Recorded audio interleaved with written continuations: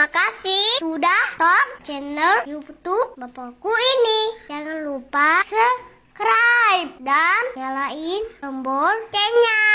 Oke, selamat menonton. Saudara Iksan, banyak umat muslim tidak tahu kalau Muhammad itu berbuat dosa.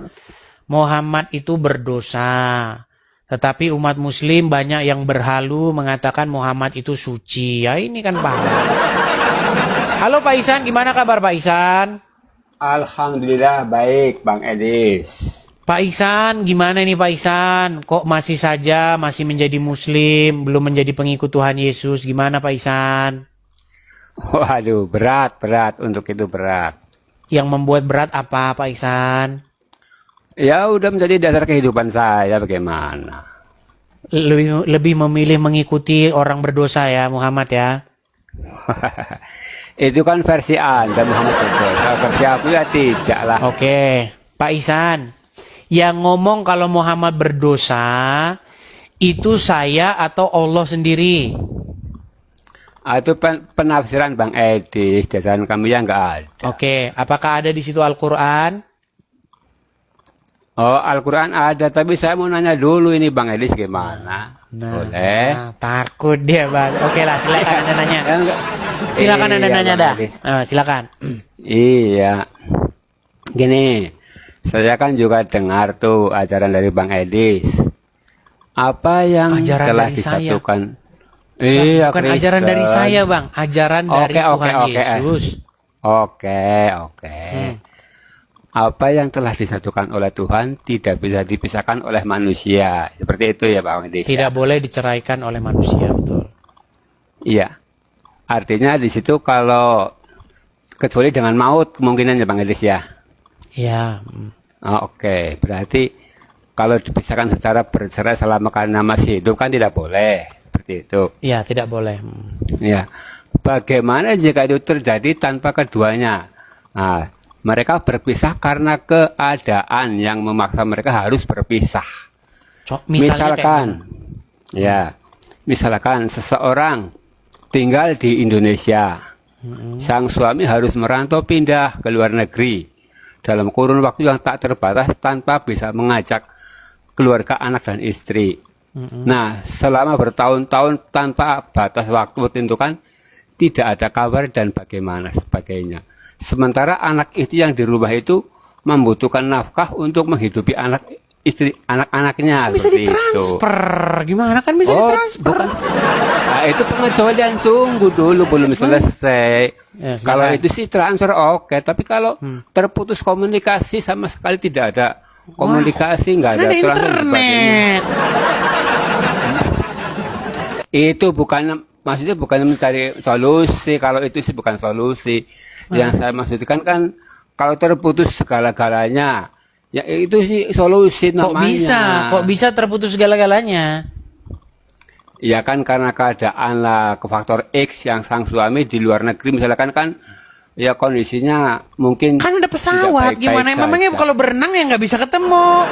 Kan ada pesawat, gimana? Bang Edis, coba kita pecahkan logikanya saja. Kalau itu bukan, justru pertanyaan Anda itu tidak logis gitu loh. Yang gini, maksud saya akan menjawab argumen-argumen atau perumpamaan-perumpamaan yang logis. Contoh, ada seorang suami istri, mereka menikah, betul? Ya. Lalu atas dasar entah itu ekonomi, entah apalah itu, akhirnya sang suami atau sang istri misalnya merantau. Taruhlah misalnya ke Hong Kong, begitu. Ya. Kemudian mereka berpisah, begitu. Oke, Ya. pertanyaan saya begini. Apa yang membuat mereka tidak bisa bertemu? Coba jelaskan kepada saya secara logis. Banyak faktor ya, kemungkinan kan terputus komunikasi. Antara lain apakah itu ya sang suami gaptek dan sebagainya, terputus komunikasi secara internet dan sebagainya. Intinya seperti itu. Oke, apakah ada contohnya zaman sekarang yang kayak gitu? Masa nggak bisa ngubungin keluarganya di rumah, ada saja? Ya pasti bisa lah, kenapa tidak bisa? Ada WhatsApp, ada Facebook, ada Instagram, ada banyak kok, gimana?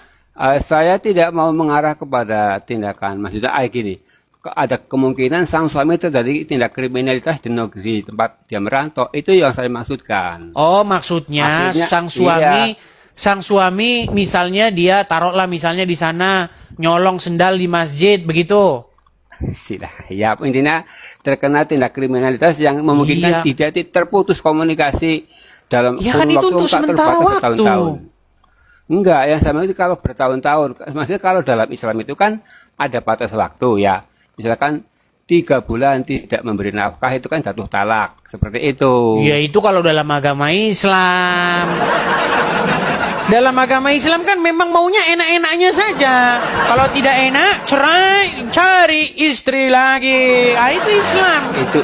Itu kan solusi, Bang Edi. Iya, Juga tetapi tidak semudah itu. ya memang bedanya kita begitu ya Pak Ihsan ya. Begini, di dalam agama Solusi. Kristen sebuah pernikahan, sebelum pernikahan itu ada yang namanya pranikah.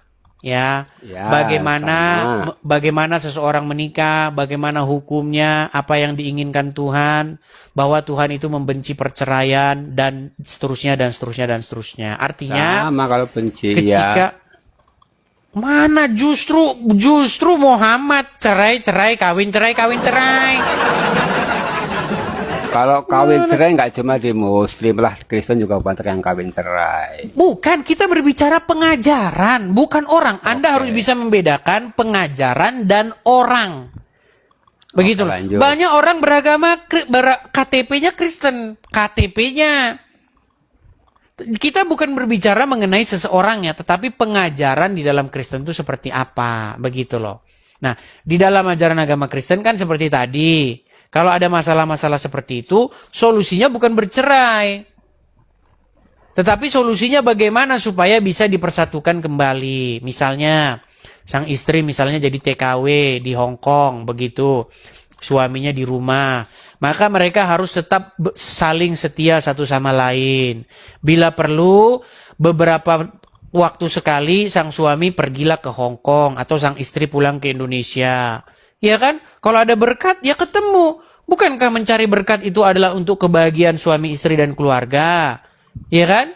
Nah, kalau Muslim lain. Kalau kalian mencari berkat, mencari nafkah untuk tambah istri. Ya beda, makanya. Anda bela-belain Islam. Pantesan Anda pengen jadi Islam terus. Nah, itu kan solusi. Solusi itu juga tak semudah itu. Itu solusi akhir. Artinya begini Pak Ihsan. Kalau Pak Ihsan misalnya nih pergi merantau ke Hong Kong, oke, bekerja di sana menjadi tenaga kerja Indonesia, istri ditinggal di Indonesia. Nah, menurut ajaran agama Islam di Hong Kong Anda boleh tidak ngambil istri lagi? Ya tidak. Ingin menutupi ajaran agama Islam ini. Tidak lah. Boleh. Menurut Quran surat An-Nisa ayat ke-23, nih saya bacakan ya. Anda ini dikasih yang enak-enak malah Anda haramkan, persis seperti Muhammad Anda ini. Muhammad juga begitu pertamanya, dikasih yang enak-enak oleh Allah diharamkan oleh Muhammad. Nih, saya tunjukkan dalilnya. An-Nisa ayat ke-24. 30 apa nih? Bentar ya. Ya.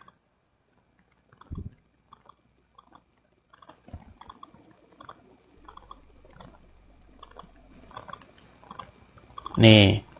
Quran surat An-Nisa ayat yang ke-25. Sebentar ya. 24 kok 25. Kita tunjukkan dalilnya, saya balikkan di kamera saya. Ini ada kabar bahagia dari Allah kok Anda mengharapkan sih. Perhatikan. Ini surat An-Nisa ayat 24 ya. Ya, silakan dibaca. Nih.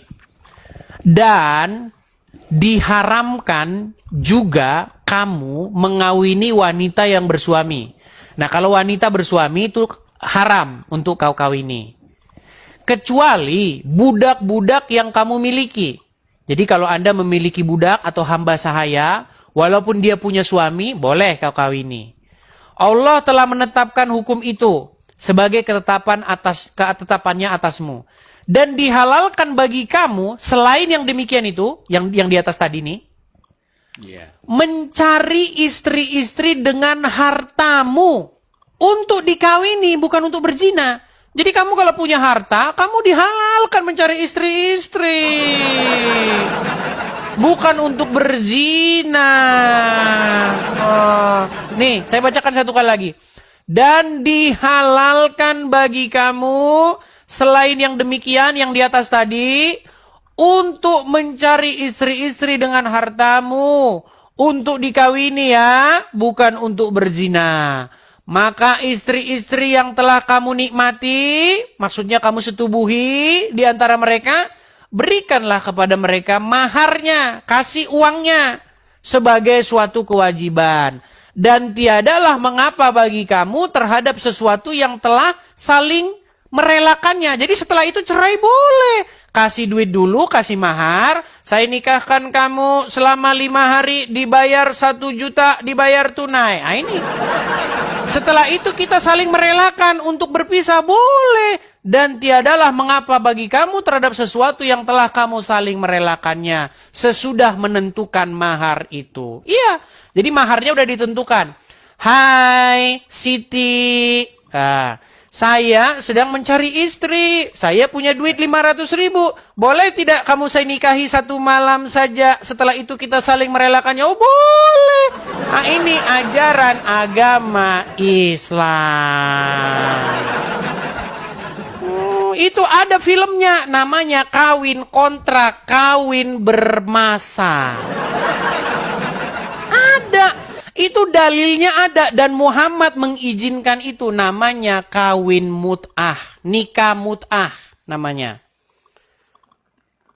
Ya itu kan yang menafsirkan seperti itu. Kalau yang setia ya masih banyak. Baik, saya tunjukkan lagi dalilnya. Saya itu selalu difitnah oleh mereka teman-teman. Disangkanya saya ini berbohong. Baik, saya akan tunjukkan ya dalil nikah mut'ah. Nih ya, saya tunjukkan dalil-dalilnya nikah mut'ah. Saya tunjukkan nikah mut'ah yang dibolehkan oleh Rasulullah ya. Sungguh luar biasa mereka ini ya, membantah firman Tuhannya sendiri. Kemudian memang ya, akhirnya dilarang oleh Muhammad karena tahu Muhammad bahwa itu dosa. Tapi Allah lupa untuk melarangnya. Makanya dalam Al-Quran tidak pernah ada larangannya. Nih, baik. Kajian nikah mut'ah ya. Kawin kontrak di zaman Rasulullah. Nih, perhatikan.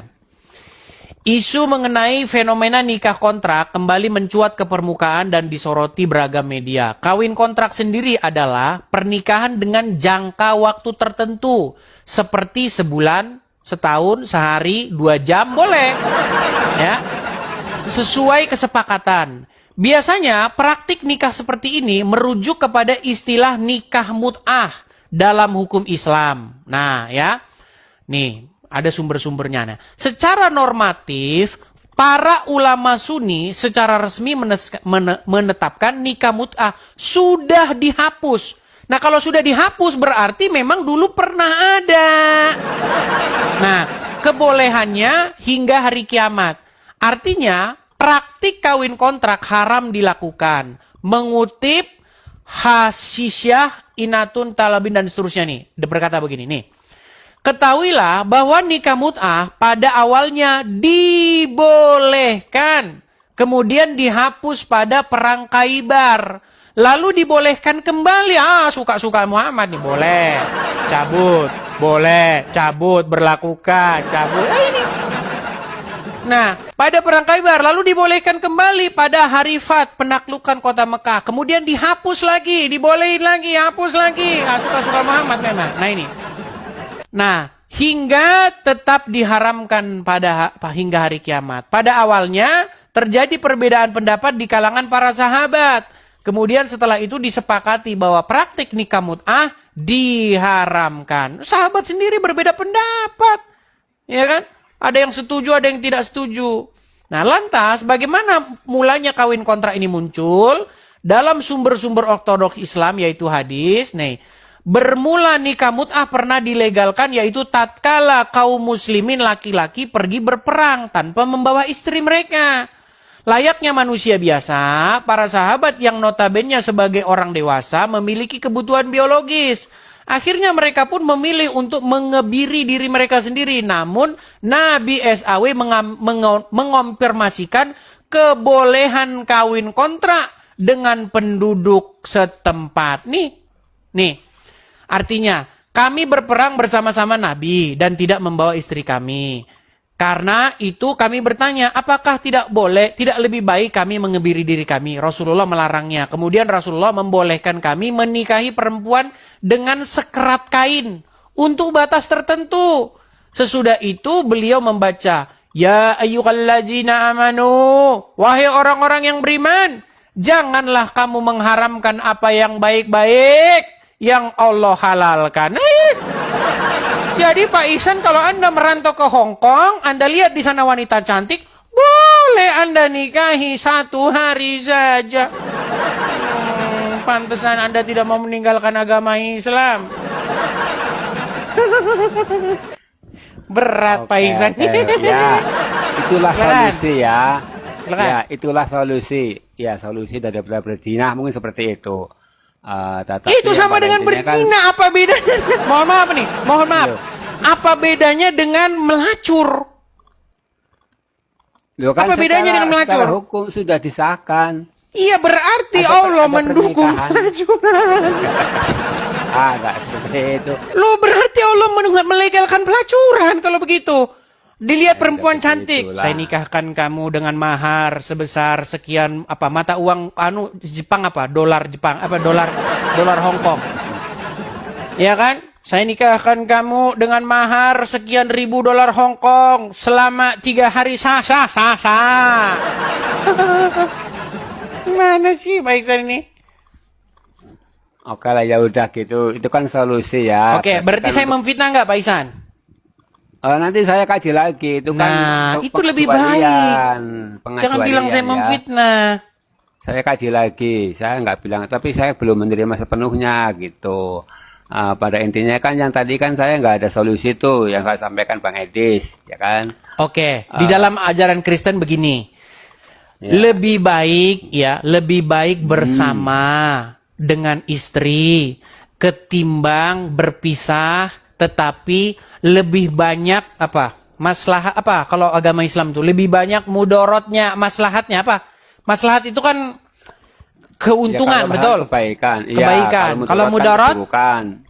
Keburukan. Nah, saya harus menggunakan bahasa-bahasa yang Islam karena saya lagi ngomong sama orang Islam nih. Saya harus menggunakan istilah-istilah yang ya mereka familiar gitu. Jadi jikalau ada karena motif ekonomi, lalu suami dan istri berpisah seperti itu. Kalau lebih banyak mudorotnya, ya bersama saja dengan makan nasi sepiring berdua itu lebih bahagia. Ya, bukan walaupun jauh-jauh merantau ke Hong Kong, tetap saja yang dimakan juga sepiring. Walaupun merantau ke Hong Kong nggak langsung dimakan 10 piring kan? Tetap sepiring juga sama saja. Tetapi kalau misalnya nanti ada rezeki, entah suami yang datang atau istri yang datang kan bisa. Bukan hanya seperti itu, banyak pelaut-pelaut, ya kan? Suaminya melaut. Yang penting apa? Yang penting kalau yang menjadi kepala dalam rumah tangga itu Tuhan Yesus, maka istri tidak akan lari ke kiri, suami tidak akan lari ke kanan. Kalau yang menjadi kepala di dalam rumah tangga itu adalah Tuhan Yesus. Tapi kalau yang menjadi kepala di rumah tangga adalah Muhammad, nah suami nikah lagi. Makanya saya bilang jangan jadikan Muhammad sebagai pemimpin di dalam hidupmu.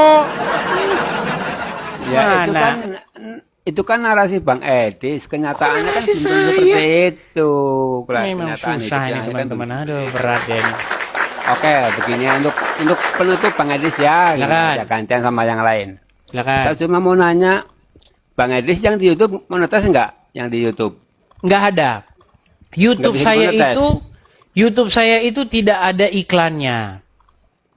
Nol. Berarti Zong. nggak pendapatan dimonetis YouTube. ya? Nggak. Kalau saya bisa membuat untuk bisa dimonetis gimana? Ya bagus. Biar ada iklannya. Bagus. Iya, maksudnya gimana? Saya lagi ada program agar bisa dimonetis loh ini.